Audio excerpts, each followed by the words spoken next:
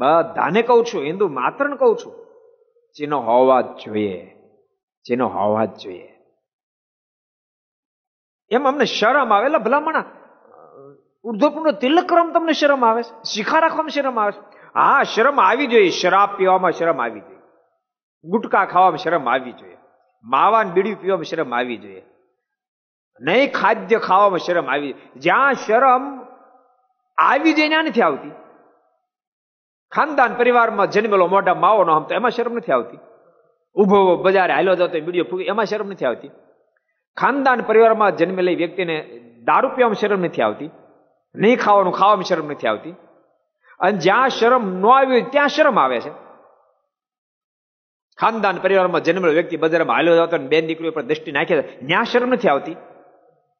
ન આવી જઈને આવે છે. આ જીવની દિશા તમે જુઓ. જેટલા પણ ઘર સભા બધાને કહું છું, ન કરતા શરૂ કરી દેજો.